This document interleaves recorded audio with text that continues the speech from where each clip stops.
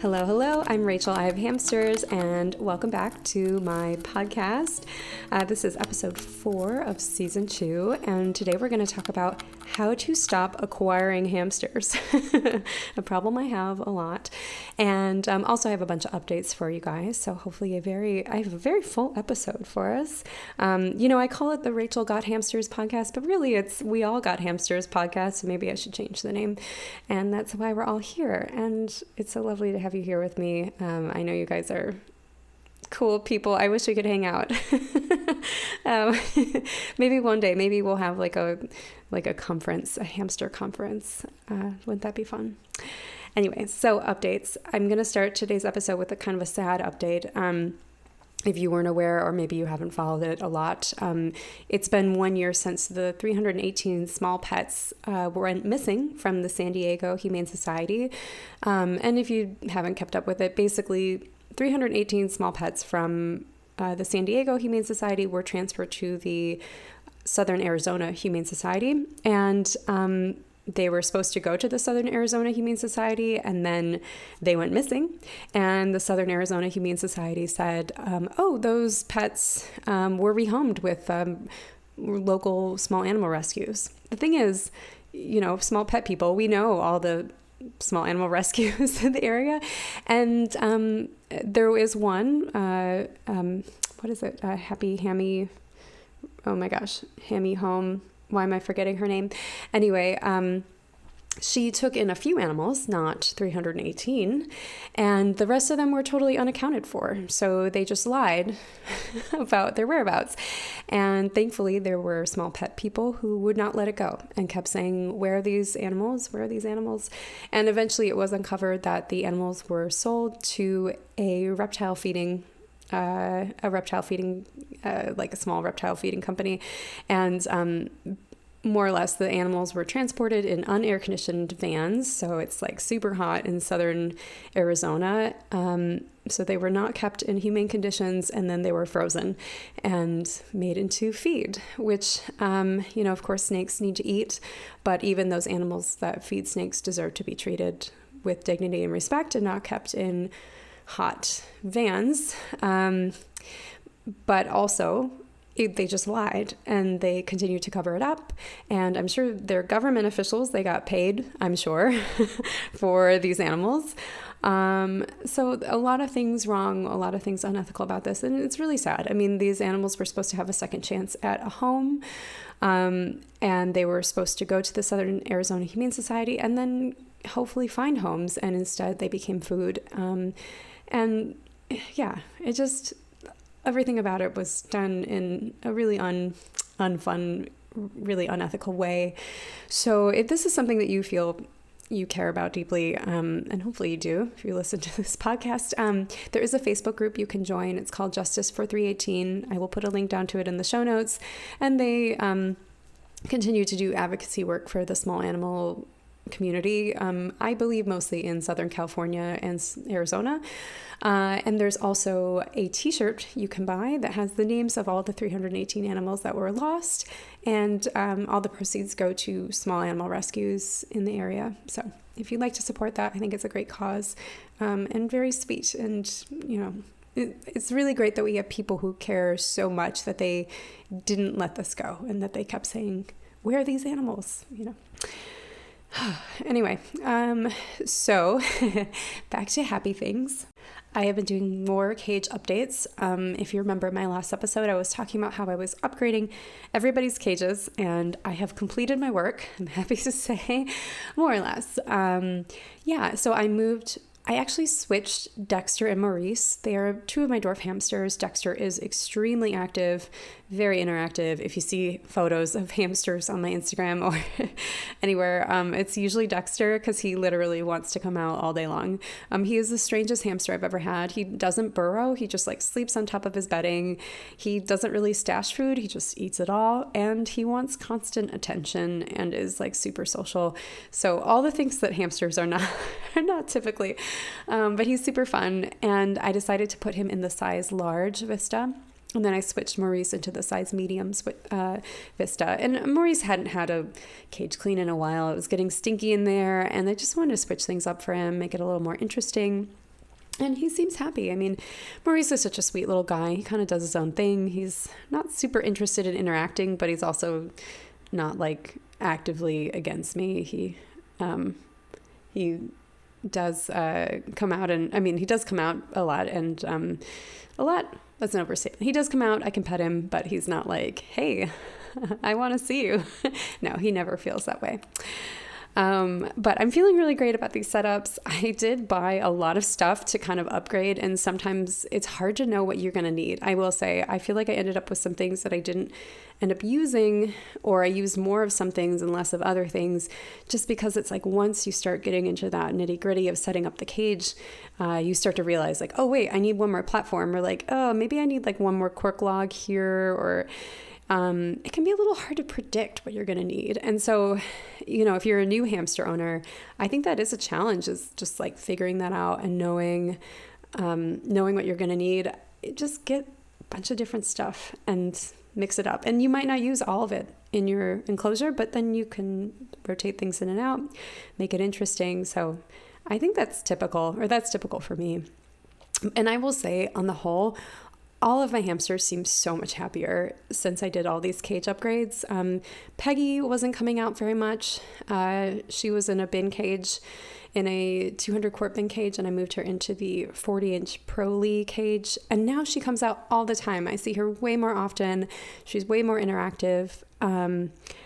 Yeah, it seems like all my hamsters are just coming out more. I will say the one hamster that got kind of a downgrade is Stan. I moved him from the Pro-Lee 40-inch into a 200 quart bin cage. And I kind of specifically made his setup like, it's cluttered, but it's not, I used to never see him. And now I see him more.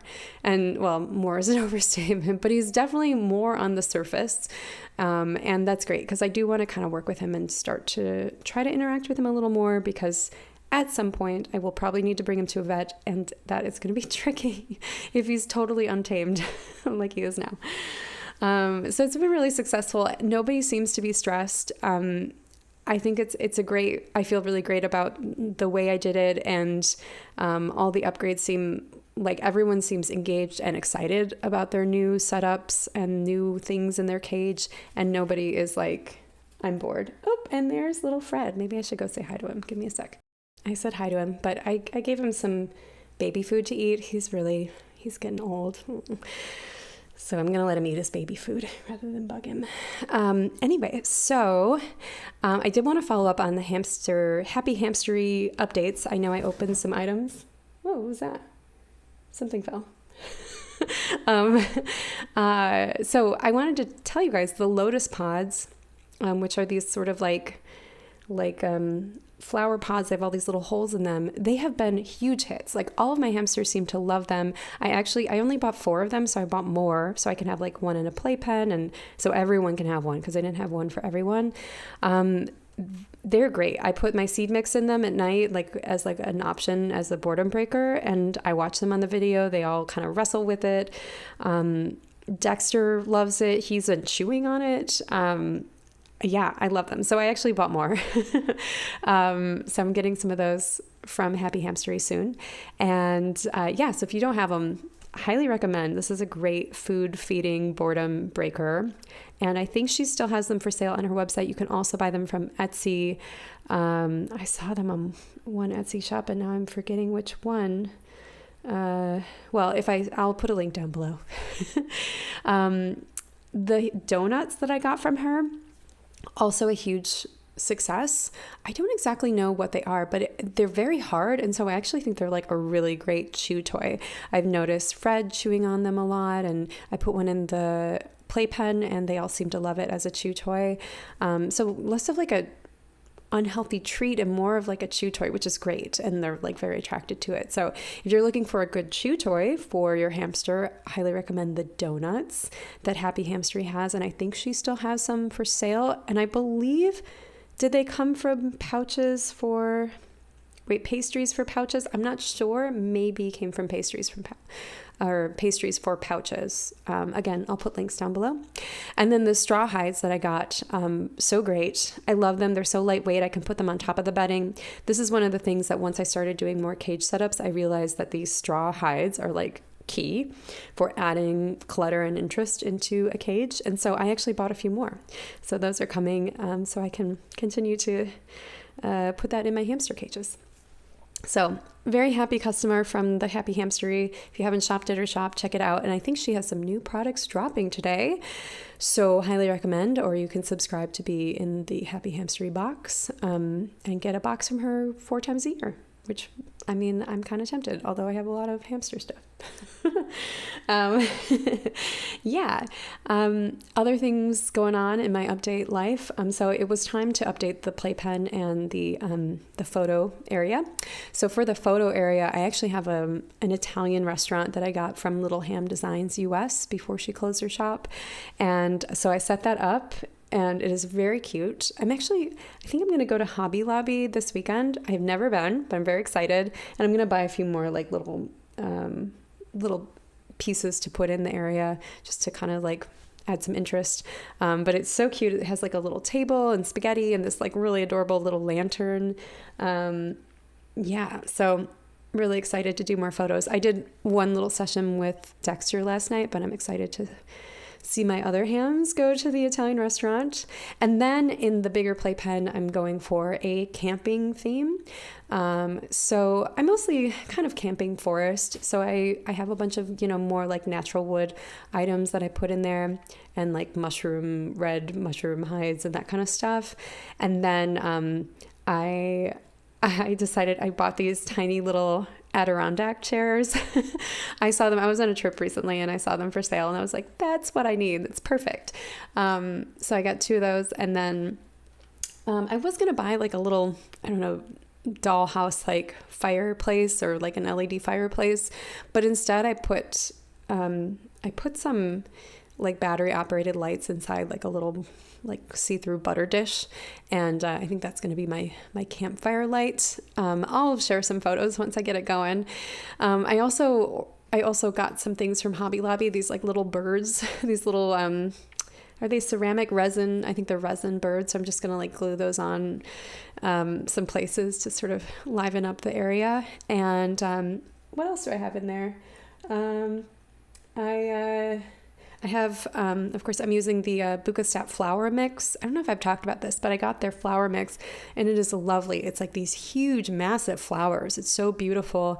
So I've been sprinkling that around, and then like in a coconut soil area, I put the honey items from Taffet Pet in there. So there's like the honey pot, and then also the little honey bowl. So that's like a digging area. Yeah. I think it's coming along. For now, I just have some interesting cardboard, and I've been sprinkling the Happy Hamstery fun ham fetty food mix on it, and the hamsters have been going crazy and climbing all over the cardboard.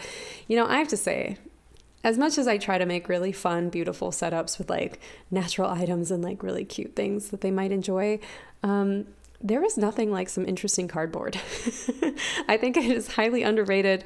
If you save those packing pieces from like, if you buy a Roomba or like something like that, you get some great stuff. And my hamsters just love climbing on that. Whenever I'm between playpens, I just fill the playpen with like cool cardboard and sprinkle seeds over it, and they go crazy. They like climb all over it, and it has lots of little crevices. So pro tip, if you want a budget, very engaging hamster setup, highly recommend. Yes. So those are all my Happy Hamstery updates. I'm very excited for their shop to open, and I don't really need anything at this point. I just think I'm like excited. I'm kind of obsessed with, her photos are great. So fun. I might cave and join the box subscription. Anyway, so speaking of boxes, I actually recently got a box from Night Angel. This was a gift. As I said, I will always tell you guys when I get things for free versus when I pay for them. I paid for the stuff from Happy Hamstery. very willingly because it's all great stuff. And I've paid for a lot of stuff from Night Angel, and they reached out to me maybe a couple weeks ago and said like, hey, we'd like to send you some stuff. And they were like, well, what would you like? And I was like, honestly, I think I own everything. Like I have your cages, I have your bendy bridges, I have your wheels, I have your water bottles. I guess I didn't have their water bowl. Maybe I should have asked for that.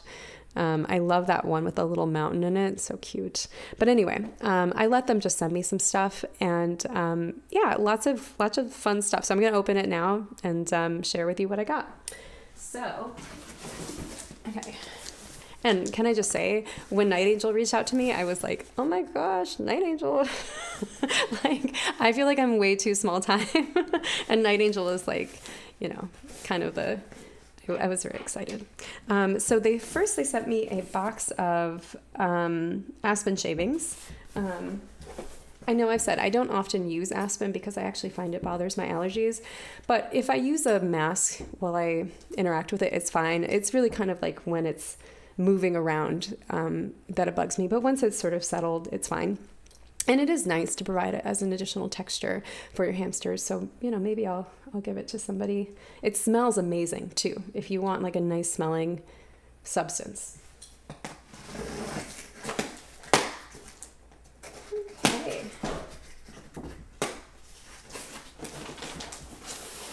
Oh wait, this isn't aspen.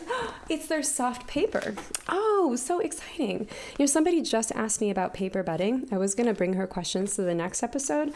I have not tried Night Angel's bedding, but I will try it. And it's just white, which is lovely. I love white bedding. You know, you can get colors if you want, or natural, you know, like brown undyed. I like the white. It's just easy to see when it's dirty. There's, you know, so straightforward. So very excited to try this. And, you know, for the most part, I use Clean and Cozy because it's available at Pet Supplies Plus and Petco. But I do sometimes order Small Pet Select paper bedding. I really like their bedding. And I'm excited to try this one. I was pleasantly surprised by Taffet Pet's paper bedding. It was like so fluffy and light and really nice feeling. So, yeah, very cool. Thank you, Night Angel. Okay, next box is small animal birchwood. Oh, I think I know what this is.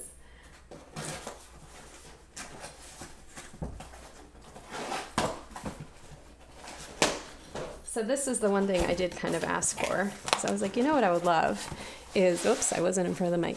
You know what I would love is a sand bath. That's what I said. And they sent me a sand bath. So it's actually the triangle one that has a top opening, and it's like birch wood on top. Wow, it's so nice, so beautiful.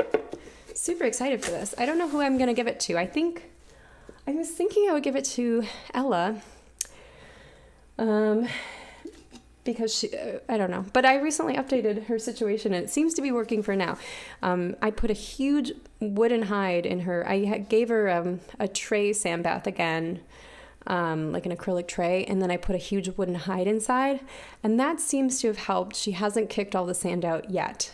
We'll see how long that lasts. But if she does again, then I'll give her this sand bath as like a nice option so that she can go inside of it, kick everything around, and not have to worry about, you know, I was really having trouble keeping her sand clean because she just would bring so much bedding in it, and then she would kick all the sand out, and then she would just end up looking greasy because she didn't have a functional sand bath, and it was a lot for me to keep up with.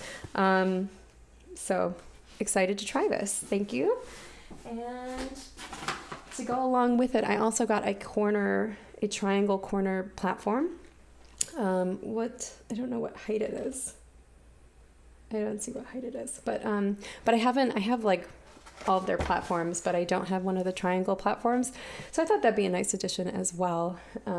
Either I'll put the sand bath on top of it since it's also triangle shaped, or not. We'll see. Other things, let's see here. Ooh, okay. I got the Night Angel. Oh, the Harvest Wind flower mix. Very nice. These are beautiful. And then also some, all sorts of flowers. Very beautiful. Cool. And this is like a little sunflower. So cute. Oh, this will look gorgeous. And it looks like I got also a ton of snacks, little jars of snacks, which I actually already have a lot of these. I don't have all the flavors, but they do have some great. I was going to do a video on the snacks that I have. Maybe I'll just do a full video on all these snacks because they started coming out with all these interesting different snacks. They had tofu and dried broccoli and dried squash or dried pumpkin. I got the dried pumpkin. So this is a whole bunch of new flavors. This one is freeze-dried zucchini.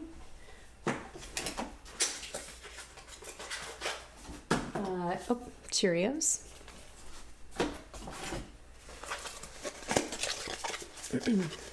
This one is freeze-dried carrots.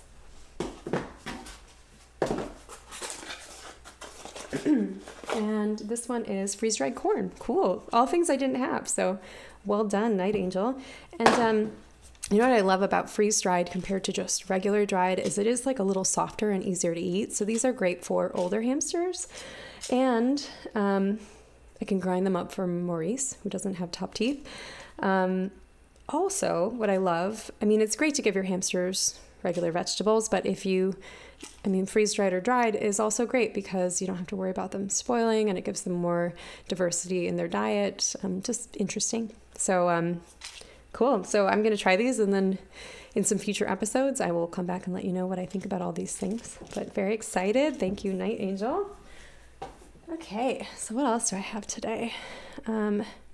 Okay, so some hamster health updates. So we brought Maurice and Fred to the vet. Maurice had impacted food in his cheek, actually. So they just had to squish it out and then it all came out. But the good news is Maurice is gaining weight again. I think he's eating much better now that I've been giving him the ground up diet. I have been giving him baby food as well. He eats some of it, but not all of it. You know, it's one of those things. I've had this with other hamsters who lost teeth. It's like for a while they might eat soft food and then they just get sick of it. And that's what happened with Maurice. I was giving him baby food, like a variety of baby foods. And at some point he just kind of was like no longer interested and then started losing a lot of weight. So the ground up food has been a great option for him because he doesn't have top teeth, as I said. But unfortunately, it got impacted, and but thankfully, it was an easy fix. He's a really well-behaved hamster. When I brought him, it was just so cute. He just kind of sits there. They pick him up. He's like, "Oh, okay," and then they just sort of massaged his cheek, and it came out. To be honest, like maybe I could have done it, but I don't know. I get a little nervous. I do something and cause more damage, and it's probably best to have a vet take a look. I also wasn't sure if it was like infected or anything, but it looks like all is good. So we had that fixed. And then Fred, unfortunately, his little underbelly tumors are getting worse. We don't know what it is. It's strange. It's not like cancerous. It's not hard. They looked at it. They aspirated it where they like blow it up a little bit to like see. I think that's what they did. They did it behind, kind of in the back. So I'm not sure. You know, they don't know what it is. And it's kind of across his whole belly. So there's not really a good way for them to remove it because it would just be such a big scar. The other thing that the vet was nervous about is if she even did try to remove it, that because it's on his belly, it would be really easy for him to like pick at the stitches. And let's see here, when I got him in January, he had been at the pet store for over a year. So let's say he was already a year and a quarter at minimum.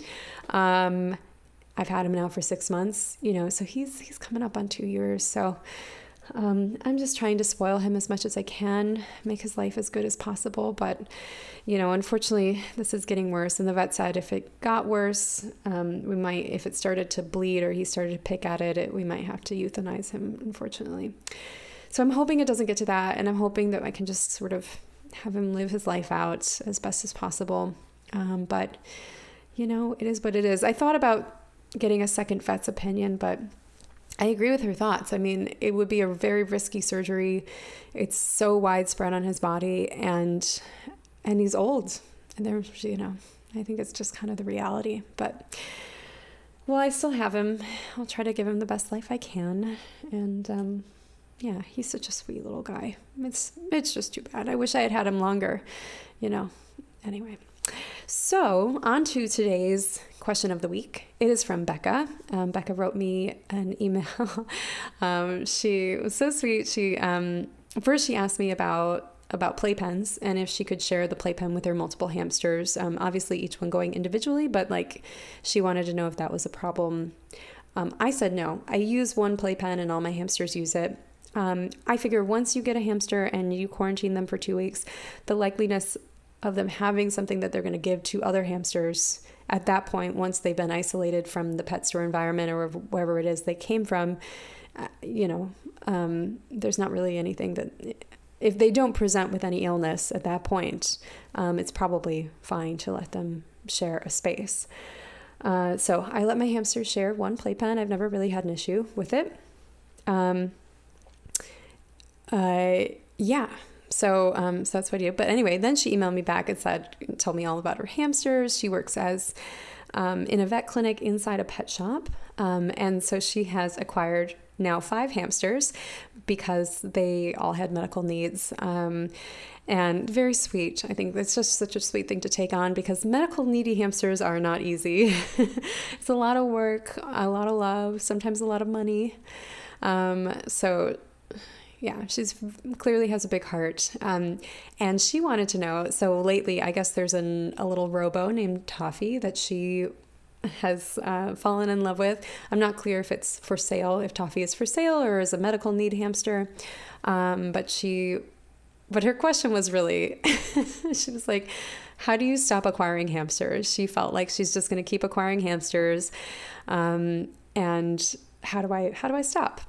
So first and most importantly is the matter of time, money, space. Right. So if you have the money, the time, the space, it's like, how do you say no? And that's often how I've ended up in my situation. It's like, okay, well, I have a 200 quart bin that isn't being occupied. I've got plenty of hamster stuff. How do I say no to another hamster? Once you see its eyes and you fall in love, it's a little hard. If you're, as long as you know you can provide vet care and appropriate wheel and basic stuff like that, you can do a lot with, like I said, creative cardboard, homemade hides, jars, kitchen stuff. You can do a lot with that. So you don't really need a ton of money to take in another hamster, but you do need the money to be able to pay for vet care. And or accommodate their needs if they, like for instance, have bumblefoot all of a sudden and you need to get them a wheel that has a cork lining and you don't have one. So just keep that in mind. Second, you need to take into account the age of your current hamsters. So I've made this mistake once. I will not make it again. I try to stagger the ages of my hamsters so I don't have all elderly hamsters at once. That can be very overwhelming. 2022 was like a really hard year for me because basically all of my hamsters entered the past 1.5 year time frame, or 2 years. And they all had a lot of medical issues. I mean, I had 2 dwarf hamsters who didn't have teeth, one who had an ongoing abscess issue, another one who had pneumonia, and I think she probably had congestive heart failure, another that had like a brain tumor and she went blind and was spinning, and another one who had lymphoma. I mean, like they all had crazy stuff. So everybody was on medication. Everybody had different diets. I was making scrambled eggs every day. It was a lot. I was totally up for it, but I think it's also just like a lot on your heart, a lot on your wallet also. I mean, just like emotionally, physically, the time, it was hard to go away. I basically couldn't go away. I remember once I wanted to get drinks with some friends and I brought one of my hamsters with me in like a little critter trail. She was really old and she kept flipping over and getting stuck. And so I just brought her with me so that I could have time with some friends, but also be able to attend to my hamster and not leave her to be on her back for several hours while I was out. So it can be very hard. So that would be my next thing to think about. And then once you get past like those practicalities, personally, I find that I get to a point where I feel sort of satiated. After I had 5 hamsters and the initial 5, or I started with 4 and then I got Oscar a little bit later. After I went through all of their medical needs in 2022 and they passed away, I I kind of took a little bit of a break. I just had Oscar for a while, and I was fine with that. I really kind of needed a break. I wasn't ready to take on another hamster. It was just a lot. And then at some point I felt ready, and I got Maurice. And, so I feel like I think you kind of have to also go with what feels right. Sometimes having 2 hamsters feels right for me, and sometimes having 6 hamsters feels right. I will say, I used to have 7 hamsters, and then Miles passed away recently, and I haven't gotten a new hamster to replace him, or replace is a horrible word, but because I have that open cage, enclosure, I could home another hamster in it, but I haven't. And part of that is just because, 7 was a lot. It wasn't too much, but I don't really feel like I need to have 7 right now. I actually feel very full with the hamsters that I have, and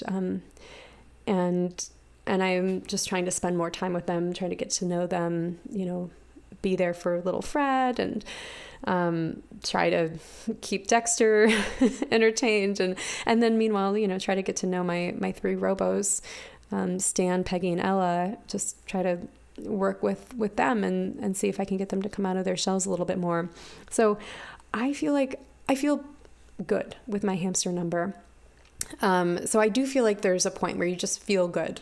And so that's kind of hard for me to say. What feels good to you might not feel good, I think somewhere around the 5 to 6 range is great. I actually think more than that is probably a little bit too much for one person, unless you have a lot of time on your hands, you work from home, you really, really love hamsters, or maybe you and a significant other or a roommate or something are caring for them together. Personally, I feel like I get spread a little bit thin once I get past the 5 to 6 range, particularly if you have hamsters who want a lot of interaction. So I would say that's a good place to be. A good place to be. I wouldn't go beyond that personally. Some people do, but I also think it's kind of up to you. It really depends on what's going on in your life and what feels right. If you know that you really don't want to have, that you really know that you fall in love with hamsters, but you're like, I really shouldn't. I know that I'm good with the number I have. Here are some ways that I deal with that feeling when I have that feeling. So first off, I try to share and or comment on Instagram posts from rescues to help get those posts get more views, to help shine a light on those hamsters and try to get them adopted. So if I see a hamster that I'm like, oh, I really want the hamster, instead of me getting it, I just try to share it and hope that, somebody else sees it. So that's a great way, something proactive you can do, and even if it's far away from you, you can still share it and try to get it more views. The more you share, the more it'll kind of move up in the algorithm, or comment, or both. So that's a great thing you can do to be proactive and help out the hamster community. You can donate money, supplies, or even better, you can volunteer your time with a rescue near you. So if you know of a small animal rescue, and I have a list of them on my website, you can foster for them. That's actually even better. I mean, you can foster, you can transport. So that's a great way you can interact with other hamsters, but you don't have to commit to adopting them fully. I think that's a great way to sort of fulfill that need a little bit without fully saying, I'm going to take on another hamster. You're just going to take it on temporarily or drive it somewhere where it can get adopted. That's a great way to help out without taking on that long-term responsibility. Other things you can do. I love watching rescue videos or whatever hamster content on YouTube. Nothing like living vicariously. I remember doing that a lot in my past. Now I feel I feel good, but in the past I used to watch so much hamster content as a way to kind of keep myself from acquiring new hamsters. So that could work for you. I also find sometimes I just need to spend more time with my hamsters. I think maybe it's just I'm missing my hamsters. And so I think, okay, you know what? I'm just going to make an effort to improve their, to try to work on my interaction with them. If you have hamsters like robos who are kind of shy, you can definitely work on improving your relationship with them and try to get to know them and bond with them. rather than just, I mean, people have different feelings and opinions on this, but I think there's totally room to grow that relationship. And the more time you spend with them, the more you observe them, the more you get to know them and try to enrich their life, the more you will kind of start to form a bond with them and they'll start to trust you. So you can work on that. Work on a playpen, work on a hamster set. There are a lot of ways to create opportunities to foster that bond. You can also work on upgrading their enclosure, maybe buy an item or two or some hamster sprays or make some homemade boredom breakers. These are great ways to kind of like spend that energy and improve your hamster's life at the same time. Another thing you can do is just generally engaging with the hamster community, whether that means, again, volunteering, sharing posts. There's lots of Facebook groups you can be a part of where people post questions and you can help out by answering or pointing them in the right direction. There's a lot of ways you can be a part of it. There's also forums, Hamster Hideout Forum. So those are the ways that I try to use that energy. Even recently, I was like looking through one of the Facebook groups, like, are there any in need? And then I thought, what am I doing? Why am I doing this? I should spend this time setting up a new playpen for my hamsters and, creating a new space that's engaging for them and exciting. So that's what I did instead. So when you find that urge, there's always ways you can use that energy in a different, more proactive way. And that's what I do. Hopefully that works for you. I would love to hear from you guys out there. First off, what is the number that you find is like your magic number for hamsters? Is it 2? Is it 5? For a lot of people, it's 2. And also, what do you do when you want to adopt a new hamster? How do you keep yourself from adopting a new hamster? I'd love to know. Okay, so those are all my tips. And as my last bit this week, I think every week I'm going to highlight a rescue of the week.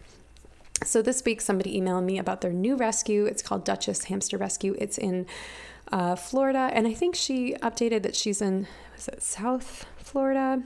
I believe so. I asked her where in Florida and she gave me a location. And she does work with Mel's. Mel does hamster transport. She also she's a rescue as well, generally a rodent, but she takes in hamsters and then drives them all around and does these loops from like Florida all the way up to New York and Michigan and Iowa. And so if you need a hamster, you could get one from Florida, and she'll drive it to you. It's such a cool thing, and she does a great job collecting hamsters who need to be surrendered and finding new homes for them. And this rescue here, Duchess Hamster Rescue, works with Mel as well.